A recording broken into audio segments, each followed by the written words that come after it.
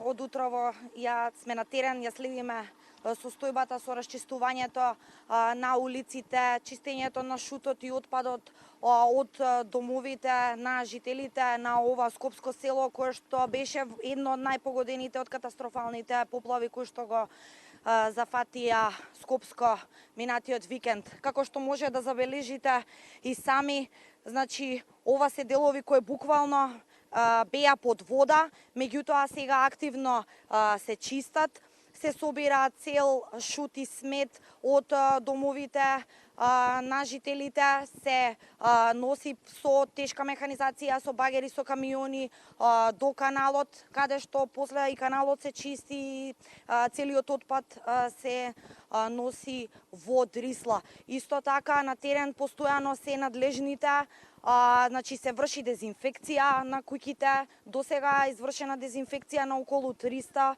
куќи во Сингелик. Присутни се армијата на Република Македонија и полицијата кои им помагаат на граѓаните.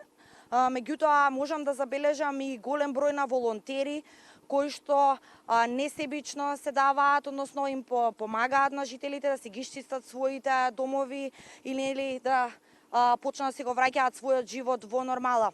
Исто така денеска тука во Скопско Сингелик на терен беше и градоначалникот на град Скопје Гоце Трајановски со неговиот тим, како и министерот за животна средина Башким Мети. Трајановски за телевизија Нова изјави дека значи макотрпно се работи, деноноќно се работи, се чистат, се мијат улиците, се очекува целиот тој процес да биде завршен до крајот на неделата.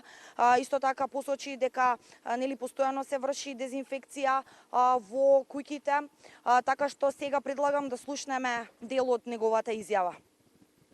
Денеска почнуваме и со оние градежни инженерски работи, да ги кажам, тоест на овој канал кој што беше еден од каналите кај што водата дојде и се поплавуваше, ќе донесени се цевки од компаниите кои што ни ги донираат. Морам да се заблагодарам на фабриката Карпош и на останатите кои што ни ги донираат.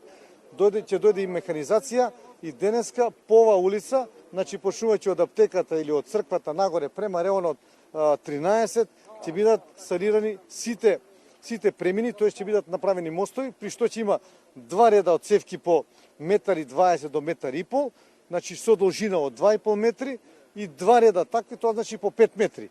Така да ова да биде после ставено во функција.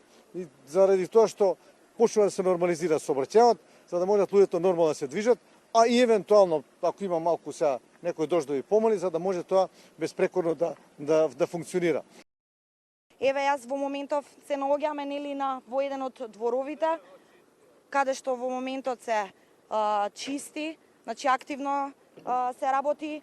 Претходно овие дворови буквално беа под вода, значи немаше никаков пристап. Сега еве ќе може да поразговараме и со еден од работниците. До каде оди работата, како напредувате? Работава оди 24 сата на терен сме. Значи активни со механизација целокупна, со 3 багери, со 8 камиони, имаме преку 4 скипа, имаме 2 камиони малечки, значи се работи активно, 24 сата. Имаме работници исто секако вид, значи активни сме 24 сата. Добро ли напредува работата? Како што можам да забележам, доста исчистено во дворовите, улиците се веќе проодни во голем дел од селото. Работава е сега за сега све е проодно, значи луѓето се гледа дека се задоволни и тоа. Има ли останат уште некои домови каде што треба да се санираат штетите, да се исчисти шутот и сметот, или можеби уште останато некои од улиците кои што допрва треба, на кои што треба да се работи? Може да има некој мал дел од улиците дека не е стигнато, али ја мислам дека доста е постигнато од нашата фирма и нашите работници.